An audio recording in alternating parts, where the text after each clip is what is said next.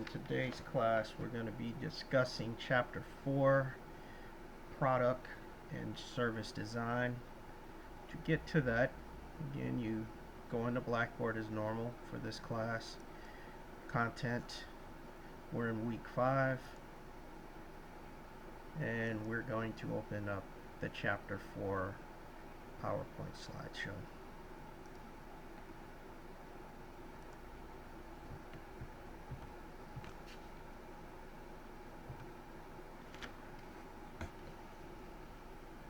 Alright, for every aspect of an organization, it's structured around the goods and services that it offers. Product and service design should be closely tied to whatever the organization's strategy is in order for that organization to be successful. Now, there are 9 activities shown on this slide that are connected to each. They're connected to each other, and it varies between the type of business. So the first one, which is one of the key activities, is to translate customer wants and needs into a product and service requirements.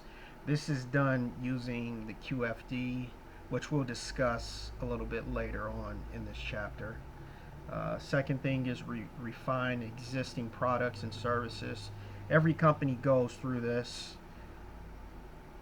For example, apps on the phone or software companies.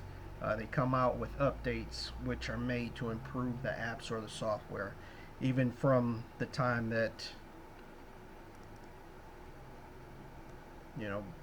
starting from the time that the software or app it comes out. It's always an update or a service pack that needs to be added on because of certain vulnerabilities or different features that the users want to start using. Develop new products and services could be used for totally new products. Example of this would be Apple with the iPhone. A product like that really didn't exist in the marketplace until iPhone came out.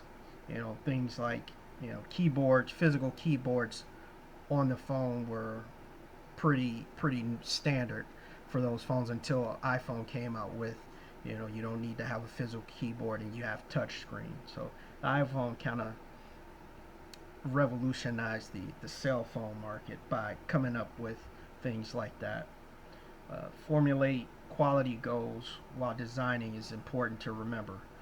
Formulating the quality goals is almost as important as the goal itself. You got to come up with the goal and the quality goals. When Apple designs its products, they usually have an idea of how long certain parts are going to exist, like the battery life. If you're going to keep a phone for more than 2 or 3 years, you want to know that the battery is good. And the iPhones have been pretty good about, at least the phones that I've had, they've been pretty good about having good battery life. The phone I have, I've had it for at least 3 years, and well, actually 4 years. I've had it for about 4 years, and I've had to replace it once, but as much use as it gets, it's pretty good. It's a pretty good battery, at least for me. The quality of the battery is pretty good. Formulate cost targets when designing new products and services.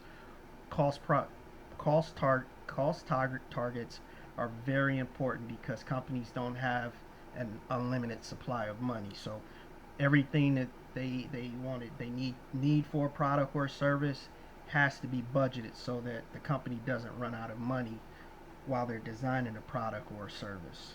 Constructing and testing prototypes. Again, for like apps on the phone or software, usually before it's released to the masses, there's usually like a beta version that's tested by the company and by a select few of end users, so that they can kind of see what type of problems or what type of experience end user might receive. Documenting specifications, all activities that go on are documented so that people inside the company as well as some people outside of the company are aware of what's included.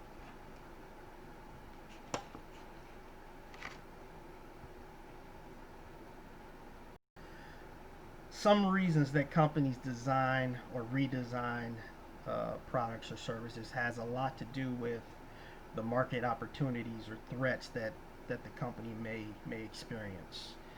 One of them being the economic part. If the demand is low, the company has to make modifications to increase the demand of that product or service. Social and demographics, things change based off of generations. So an example of that, you have your baby boomers, your Gen X, your millennials, and I think they call the new Generation Z or something like that. They have different tastes in the products and services that they want to consume. So companies will design certain products or services based off of the demographics. An example of that would be like cell phone companies, one being Consumer Cellular. Every time I see a Consumer Cellular commercial, I usually see baby boomers being highlighted in that commercial. I usually don't see younger generations in there. Well, Consumer Cellular has a very strong customer base with baby boomers because on average, most baby boomers don't care about having any data plans or texting.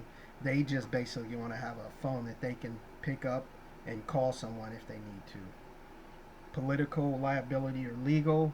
Uh, Countries have different laws, so what may be legal in the U.S. may not be legal in other countries. Competitiveness or competitive. iPad 1 would be an example of this, where that first iPad, it didn't have a camera, but as soon as competitors started including the camera feature and other features in their products, Apple followed suit and started including cameras in pretty much all of their products, for iPad and iPhones. Cost or availability. If something is very expensive or raw materials aren't as easily available, they may have to change the design or redesign it to kind of keep up with what's available as far as raw materials. And technological advances, those happen, and if they do happen, that some things are going to be redesigned, or you have to design it a whole new product based off of what's available technology wise.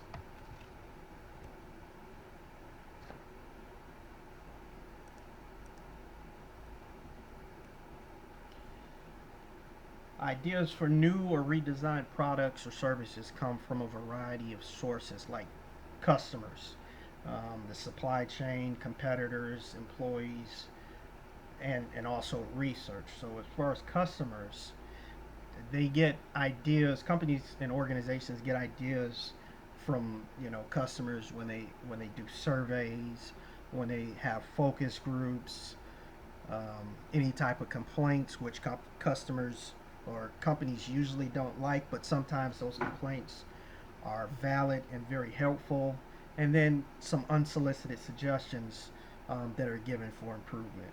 As far as suppliers, ideas from suppliers and distributors and employees can be can be obtained from interviewing suppliers, interviewing employees, or having direct suggestions, and also complaints. Again, companies don't usually like complaints, but if it's valid, they usually will take that complaint or that concern and kind of make changes based off of that, and come up with ideas to make things better.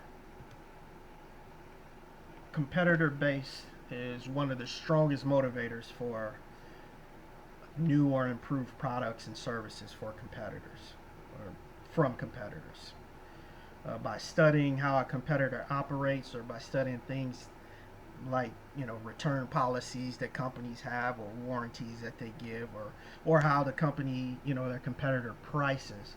It gives them a good idea, and it gives them motivation to be better and to improve things. Some companies actually purchase competitors' products, um, and they dismantle it and inspect it, looking for ways to improve their own products. One of the industries that's well known for doing this is the automobile industry, where some of the automotive companies use re-engineering when developing new models. They may examine things like the hood release. I had a problem with my hood on my vehicle, so that company needs to do a little bit better on get having quality hoods. Dashboard displays. Companies want to see how you know other their competitors are releasing products with the dashboard display, or even door handles. Something as simple as a door handle. It's kind of important that you have a good quality working door handle for your vehicle. You don't want to pay $30,000-$40,000 for a vehicle, and you try to open the door for the first time or first 10 times, and the handle pops off. So companies want to make sure that the product that they're releasing, for the most part, is superior to their competitors. So it gives them less of complaints from the customers or from employees. Research is another source of another way of getting ideas for newer and improved products. Um, Research and development, or R&D, refers to organized efforts to increase scientific knowledge or product innovation.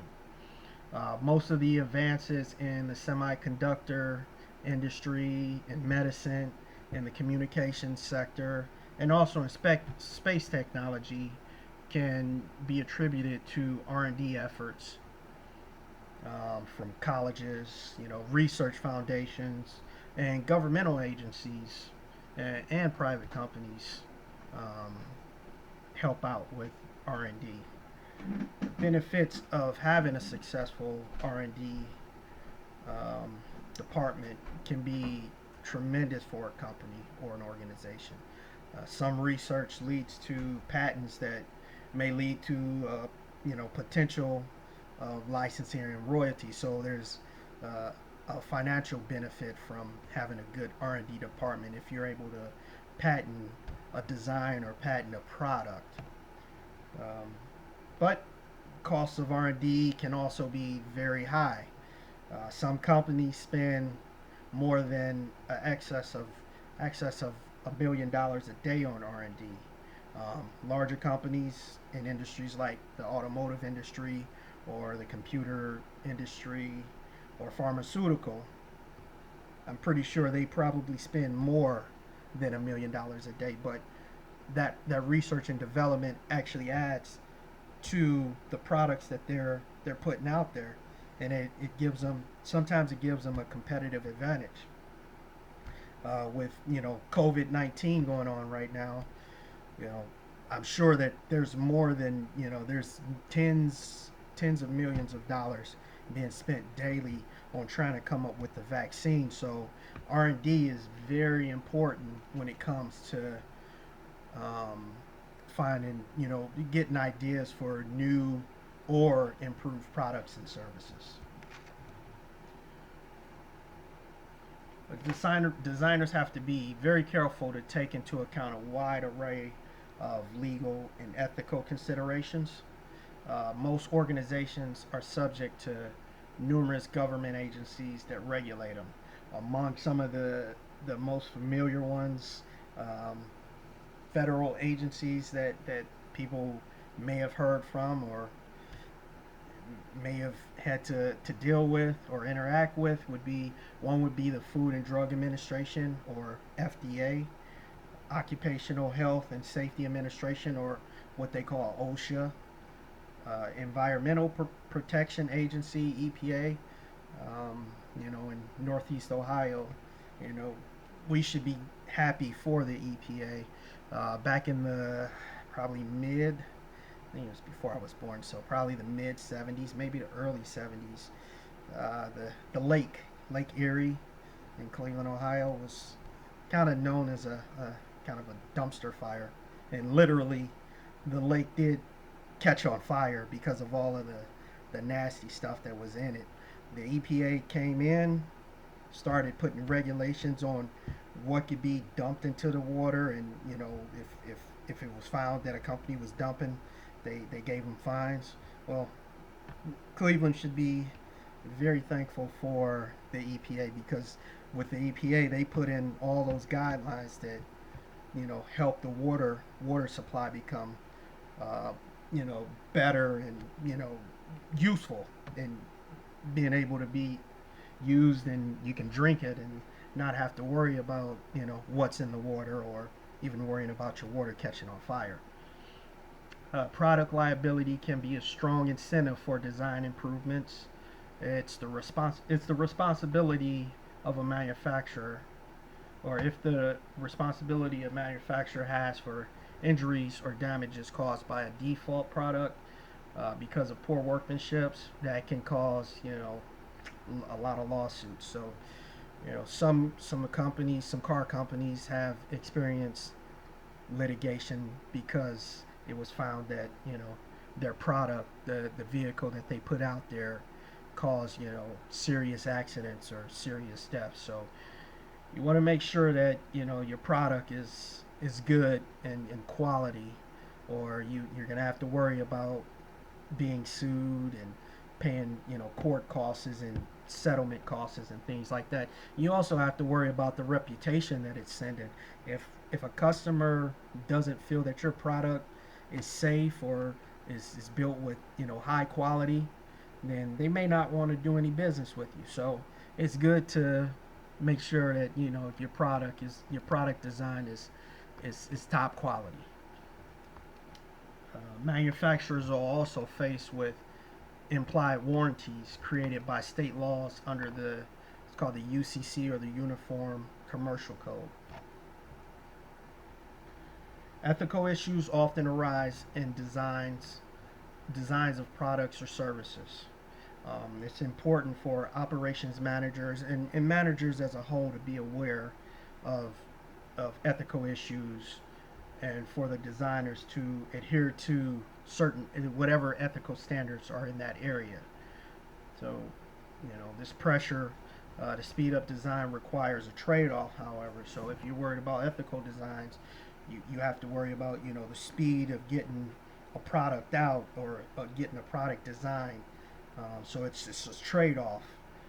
An example of this is called what's called vaporware, which occurs when a software company mainly doesn't issue a release of a software right away because it's struggling with how they're struggling with production problems or bugs in the software. An example of this would be back in the late 90s, there was a video game called Duke Nukem, um, which was made by a company called 3D Realms. So 3D Realms, they had a huge success with their previous version that they released in 1996 called Duke Nukem 3D.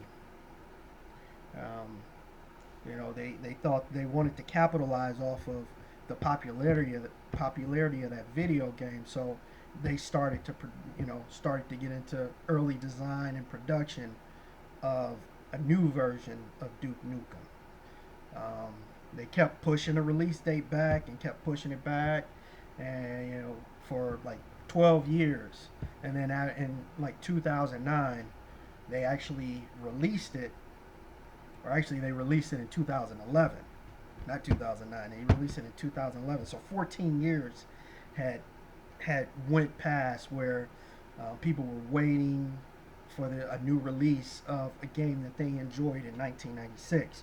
Well, when they did release it, when 3D Realms did release it, it got released to really bad reviews, and it didn't sell much.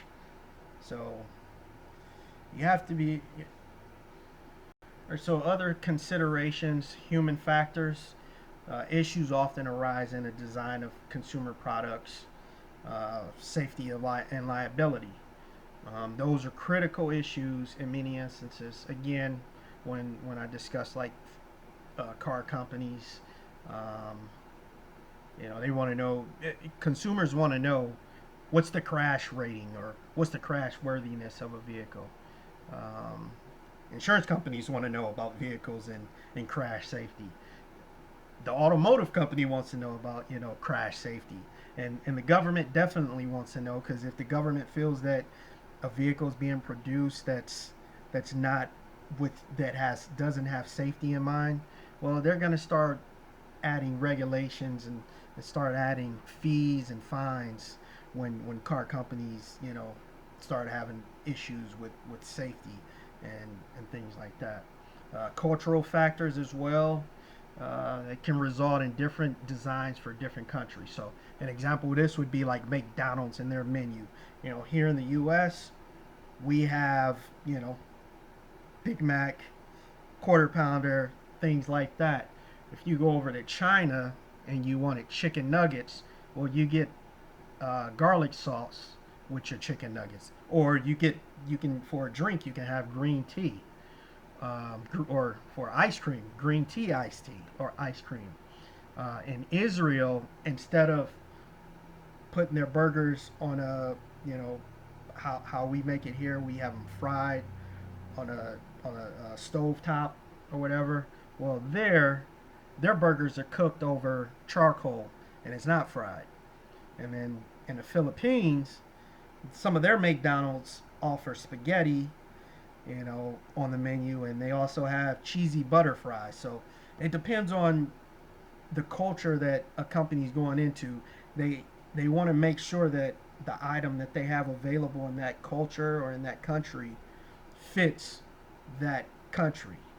You know, McDonald's does it very well, where they'll change up their menu based off of whatever location they are, whether it's a different country or a different state. They'll change it up based off of what people want in that area. Organizations that operate globally discover that they have an advantage in global product design. The use of virtual teams can provide a large range of advantages over traditional teams, such as engaging in the best human resources from around the world without the need to assemble them all in one place, and without having them work 8 hours and then leaving and then coming back in 16 hours later and working. With virtual teams in different countries, the different countries have different time zones. So we might be during in the daytime right now, but over in Asia or Africa or Australia or whatever, they may be like close to night. It might be close to nighttime, so people might not be working over there. But right now, people are up and working here in the U.S. and vice versa. When it's nighttime here, it's daytime somewhere else where somebody else is working. So instead of having somebody working 8 to 10 hours a day on a project, you have a 24-hour clock of the team working on the whole project. So that helps out a lot when it comes to developing developing products and designing products and services.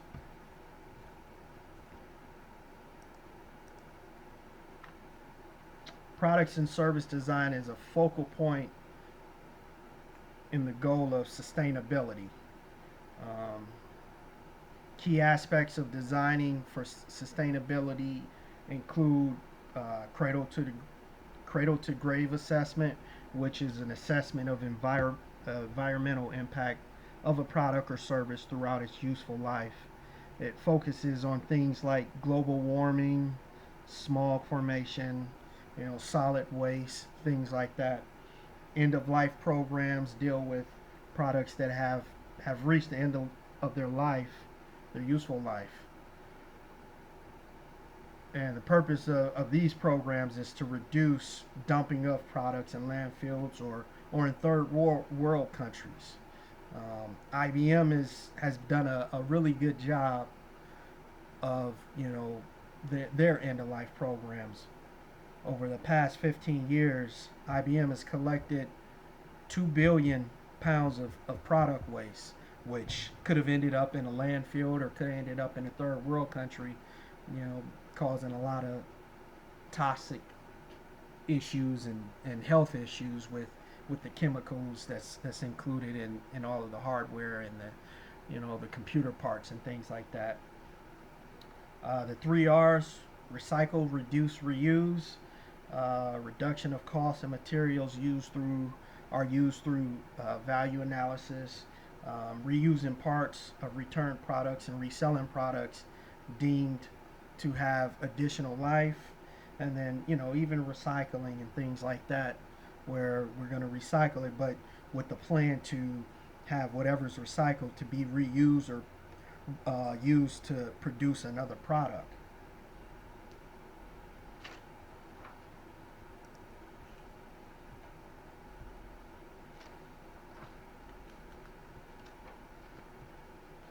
All right, so most, if not all, products and services go through a series of stages over their useful life, which is sometimes called its life cycle or life stages. Demand typically varies by the different phases, and calls for different strategies. So, for introduction, when a product's introduced, it may be treated with curiosities. Buyers may be a little weary about purchasing it, and be a little bit hesitant to purchase it because they might think that it's buggy. Uh, like with software, most people don't want to use the beta version of software because there's a lot of bugs in it. So companies will, you know, put a product out sometimes, and they just continue to add service patches or service packs or different updates that would include fixes to bugs or features that people say that they want that wasn't included in the original product. Growth, uh, over time, design improvements and increasing demand yield higher liability and lower costs, or higher reliability, excuse me, and lower costs, leading to growth in demand. So in the growth phase, it's important to obtain accurate projections of the growth rate and how long that growth rate's going to last. In the maturity phase, or the maturity stage, few, if any, design changes are made during this stage to a product. Your costs are lower and your productivity is higher because at this point you already know what the customer wants. You know how to produce that product safely with high quality, and you can produce it a lot quicker. So sometimes during this stage, customers find new uses for products and services that might extend the life of that product or service. An example of this would be something like baking soda, duct tape, things like vinegar, um, Legos even. Legos have been around for a long time, and um, the makers of Lego have just found new ways of generating interest for a product that's been in that maturity stage for a long time, and they've been able to grow their market because they're finding these new ways, and that interest customers to purchase their products even more. Monopoly's the same way. Monopoly's been out for a very long time, probably about 100 years now, but Monopoly is still one of the most played board games in the world, or most sold, because people find new interest and new ways in it, and some of the lessons and some of the things that you do in Monopoly can be used for like real life situations. You might not get all that money up front, but you start learning different ways to invest money and things like that. So Monopoly's done a good job of keeping interest in a product that's been long past the growth stage and the introduction stage. The For the decline stage, the decisions that are made here must be made about whether whether they want to discontinue a product or service, and if it's replaced or if it's discontinued, what's going to replace it. You know, an example of this would be something like duct tape and baking soda. Again, those have been around for a long time. Duct tape was originally used on taping heating and cooling ducts. So now duct tape is used pretty much, if you need to fix something quick, you need something fixed quick, people will pull out some duct tape and get it stuck on it, stick it on the whatever's broken, and keep using that product or keep things going. Um, Baking soda was originally used for cooking. Well, now it's used for personal hygiene, for like brushing your teeth. You can use it. You can also use it to deodorize things. You can use it to for cleaning things. So there's a lot of uses for baking soda and duct tape, and those two things have been around for a long time. But people find new ways to use it, and it's kind of difficult for it to go away because people are going to keep trying to use it and finding new ways to use it, use those products. Another thing with duct tape, I've seen like sometimes during prom season every year, May or June, there's somebody's designing or making their prom dress or their prom suit out of duct tape. So again, people are finding new uses for something that was originally used for one thing, and they just it might be declining, but it's not going away because people find a use for it. Standardized products are made in large quantities of identical items. An example of this would be something like calculators, computers, cars, laptops. Those are all made they're kind of standard. Some of the standardized services implies that every customer or every item process receives the same service.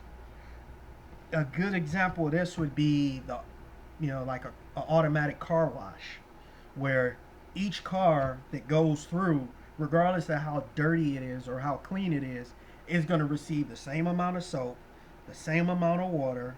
It's going to be dried, about the same amount of time.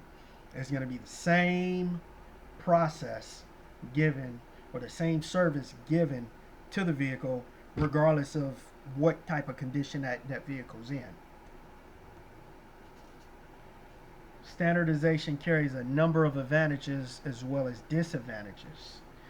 Standardized products are immediately available to customers and greatly lower the cost of production while increasing productivity and making replacement or repair relatively easy compared with things that have like customized parts in it. The design costs are generally lower. Example of this would be vehicle producers. They standardize key components of vehicles across product lines. So, the braking system, the electrical system, those things are kind of standardized across vehicle lines, product lines. Some major disadvantage of standardization is the reduction in the variety. So this can limit the range of customers who might want a product or a service. It might not appeal to a wide group of people because they don't want something standard. They may want to make some changes to it. So that might standardization might cause might limit people or customers that might want to purchase a product or a service.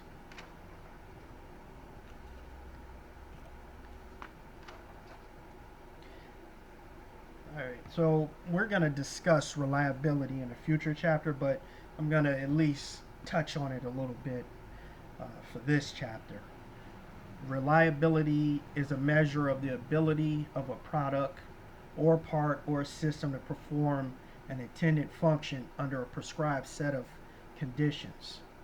The importance of reliability is underscored by its use by prospective buyers in comparing alternatives, and by sellers as one determinant of a price. Reliability can also have an impact on repeat sales. It can reflect on the product's image, and if it's too low, it can create legal implications. So again, like vehicles, the automotive industry, if a vehicle is not reliable, if you purchase a car and that car doesn't start when you expect it to start, if it's like 2 or 3 years new, you're probably gonna want to, you're probably gonna question the reliability and have complaints. You might not want to use it anymore. The term failure is used to describe a situation in which a part or product or system does not perform as intended. This includes not only instances in which the item does not function, but also instances where the item's performance is substandard, or it doesn't function in a way that it's intended to function. An example of this would be like a smoke alarm. So if a smoke alarm fails to respond to the presence of smoke, that means it's not operating at all. So it's a failure. But if it does alarm, but it's a very low sounding alarm and it's very faint and it doesn't provide adequate warning, that's substandard performance. So it's considered a failure, because if it doesn't alarm, it's definitely a failure. But if it does alarm and nobody can hear it, what good is it? So it's a failed product. It's failed. Again, I'm going to be discussing reliability. I won't go over this.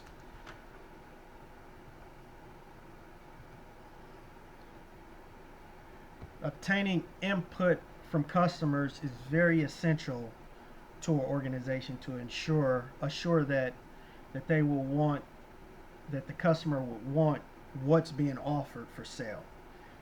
Although obtaining the input can be informal, kind of like what Nike does, where sometimes they might go out on Twitter or some other social media and troll, some of their followers. It also can be a formal way to document what customers want. Quality function deployment, or QFD, is a structured approach that includes the voice of the customer. What does the customer want? What products do they want? What services do they want us to provide? Requirements often take the form of a general statement, such as, like, for your phone, for example. Some people might say it should be easy to unlock my phone. I shouldn't have to enter a password. I should have different ways of unlocking my phone besides a password. So once that requirement's known, or once something's known that the customer wants, there it'll get translated into technical terms. So instead of having to enter your PIN code now, or your passcode now in your phone, you can use a fingerprint, or you can use facial recognition. So that kind of, the customer said they don't want to keep entering a passcode to get into their phone. The business, they offered different and easier a different and easier solution to get into your phone. Product design and development generally proceeds in a series of phases and involves several departments of each organization. So for feasibility analysis, that entails market analysis and finding out what the demand is, or economic analysis, trying to find out what's going to be our cost, how much are we going to charge, and what is our profit that's going to come back to us. Technical analysis, what kind of skills are needed to produce this product or this service. It's also necessary to answer the question of whether or not it fits what the mission of the organization or the company is. It requires, the feasibility analysis requires collaboration from the marketing department, the finance department, the accounting department, engineering, and operations. Phase two is product specification. That involves detailed descriptions of what is needed to meet or exceed customer wants. And that requires collaboration between, you need to know what the legal department says about how we can produce this, what are the specifications, the marketing department, and also operations.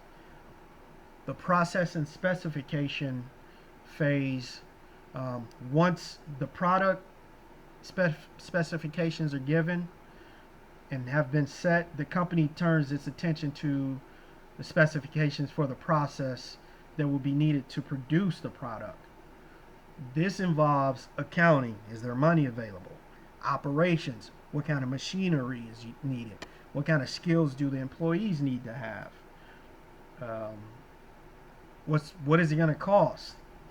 Um, Availability of resources. Profit.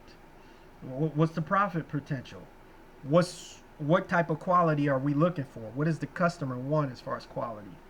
The prototype development phase, with the product, and the process, and the product and process specifications completed. Prototypes have to be made. Beta versions have to be made to see if there are any problems with the product or the process. So if there's a problem during the prototype, you want it solved before, you want as many problems solved before it reaches the customers.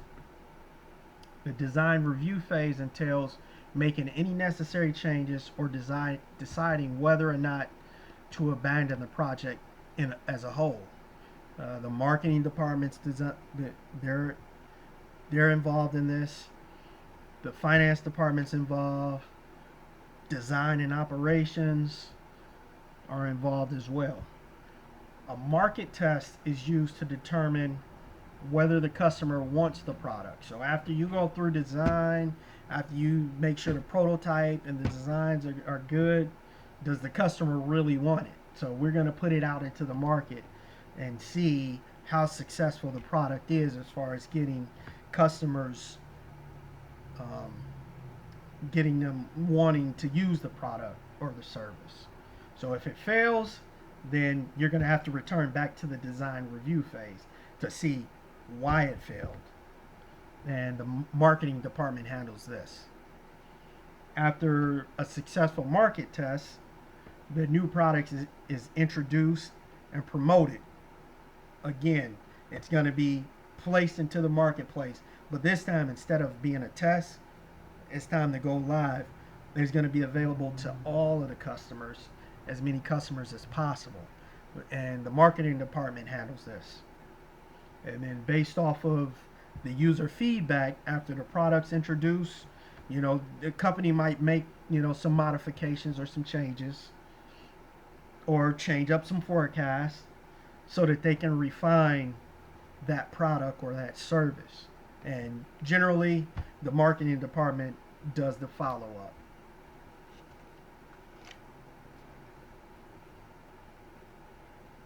As noted earlier, designers must take into account production capabilities like, the equipment available, equipment needs, the skills that's needed, and if the skills are available, scheduling, any special abilities that are needed. These all have to be taken into consideration when you're trying to produce a product. These things help organizations in choosing designs that match the capabilities that's available. When opportunities and capabilities don't match, management, they have to consider the potential for expanding or changing the capabilities to take advantage of whatever opportunities available.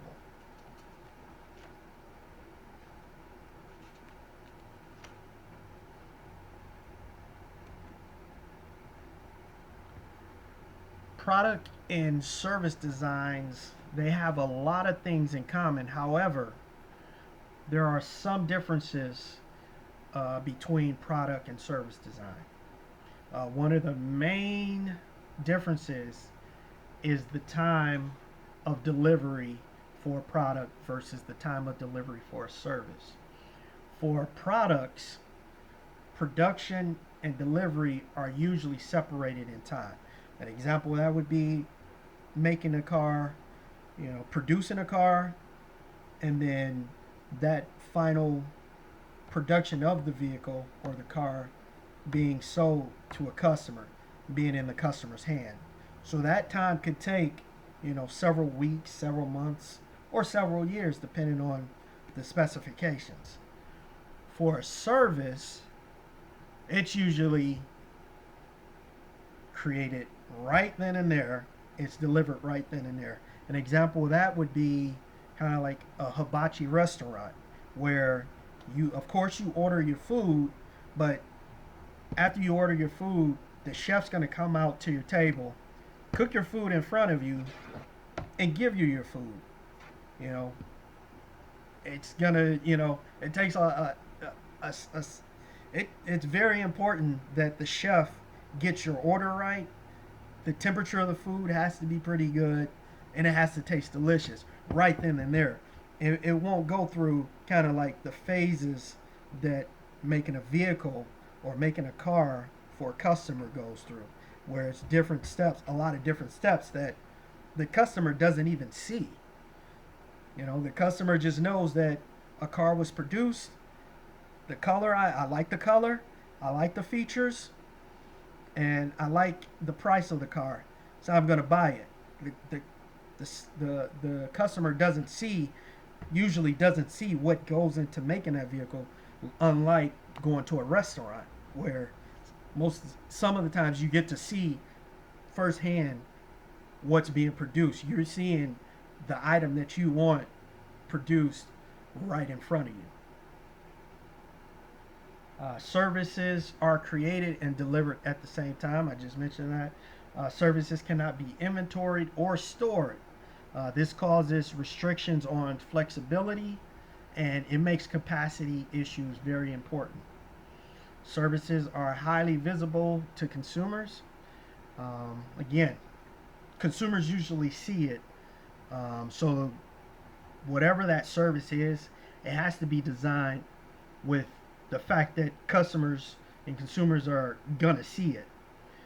One that usually is not present, or this adds an extra dimension to the process design. One that a customer doesn't see or is not present in the product design. So during the product design, it's not really visible. Again, if you think about vehicles being produced, customers usually don't see every little intricate part that's going into creating that vehicle for them. Location is often important to the service design, with convenience as a major factor. That's one thing that's important for services. You want a product or a service right then and there. You don't want to wait. It has to be convenient. Service systems range from those with little or no customer contact to those that have a very high degree of customer contact. So software development, that's usually, the developer is usually isolated from the customer. So it's very little customer interaction while the developer develops software. For something like haircut, going to get a haircut or getting medical service, that's a little more personalized. That's a very high level of customer contact. So those are two different examples of one where there's very little or no customer contact, and then it's very high level of contact. So the phases in service design process, you have to, one, come up with the ideal of what service will be provided. The marketing department will the marketing department is used to assess what customers want and what customers need, and also what the potential demand could be. After they find out what the customer wants and what a possible demand is, the operations department and the marketing department then come together, and then they identify a service package component that's needed. And they also determine the performance specifications. So this is the operations department and the marketing department working together. After that's done, then it translates into the performance specifications and to design specifications. So based off of the performance of the design specifications, delivery specifications are created, and the customer receives whatever the service is that's being created.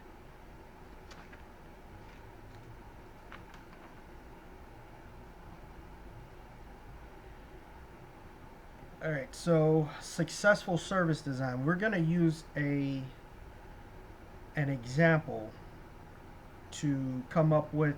We're going to come up with a service design. We're going to come up with a service blueprint, which you're going to have to come up with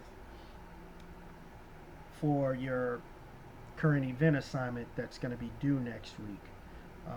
A service blueprint is similar to like what an architect uses. It's an architectural drawing, or similar to that, minus having building dimensions or other construction features.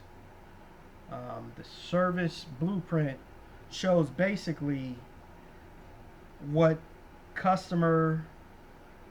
how customers interact with services that are provided. So we're gonna do an example.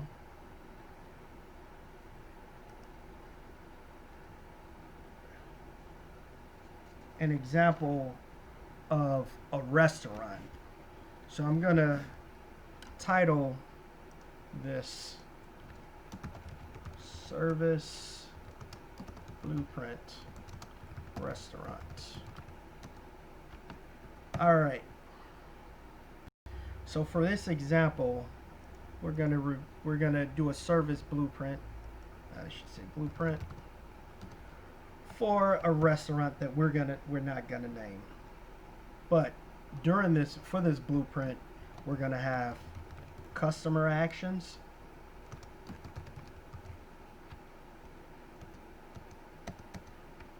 a contact person for that customer action, backstage, meaning usually not seen by the customer contact, and then support, like what's going to help provide this for the customer. All right, so for customer actions, they arrive at a restaurant. After they arrive, they're seated.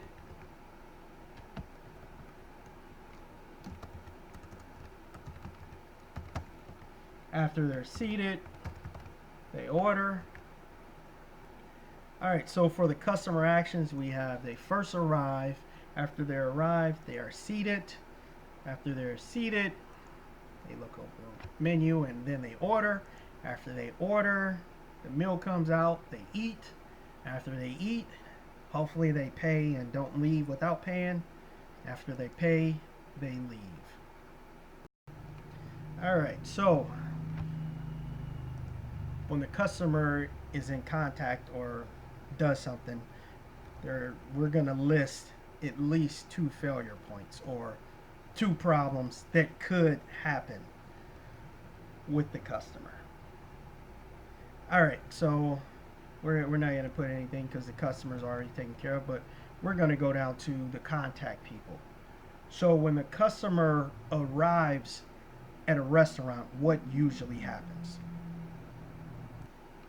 All right, so once the customer arrives at the restaurant, they are usually greeted by a host or hostess.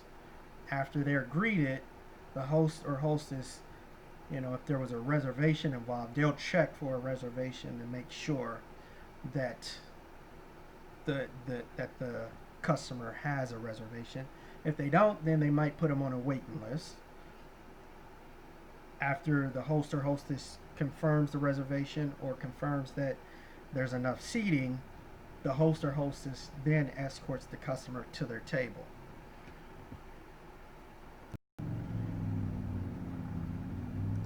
So, after the customer is greeted by the host and taken to their table, they're seated.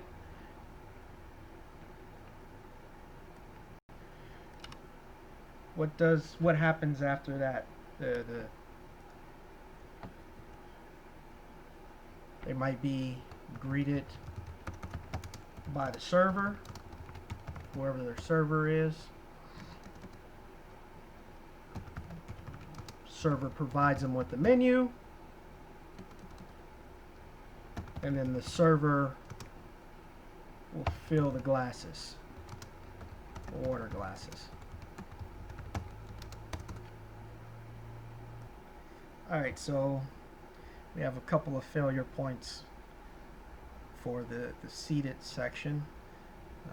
The greeter could be rude, or the server could be rude, or might not greet the customer.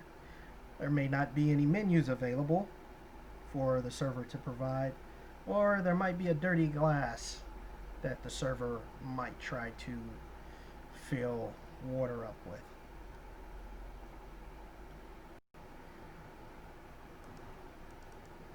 Alright, so after the server brings the checkout, what's a failure point for that? Backstage contact for ordering food is pretty much people that aren't generally interacts with the customer. That would be like the kitchen staff.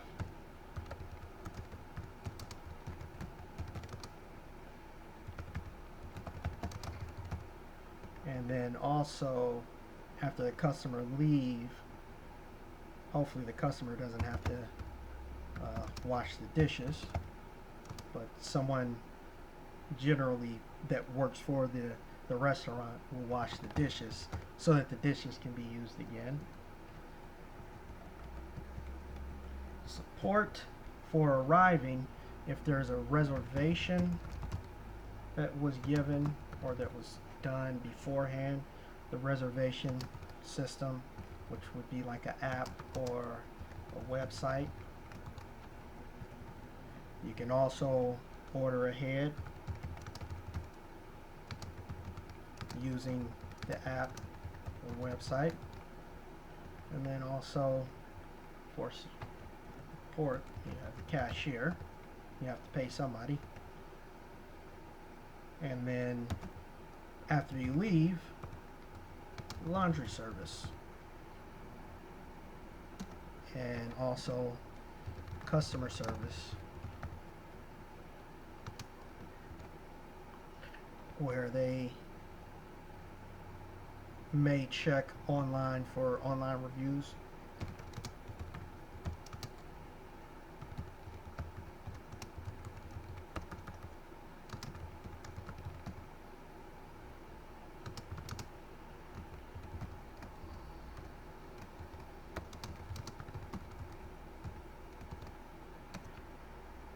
So this is an example of a service blueprint for a restaurant. Alright, key terms for the quiz. Computer-aided design, concurrent engineering, design for assembly, design for disassembly, design for manufacturing, mass customization, product life cycle management, quality function deployment, research and development, and uniform commercial code. For the discussion and review questions, you need to be able to answer number 1, number 4, and number 18. For the current event assignment, I'll open that up. Everybody will be assigned a different item to do a comparison on. And then everybody has their own service blueprint that they have to come up with.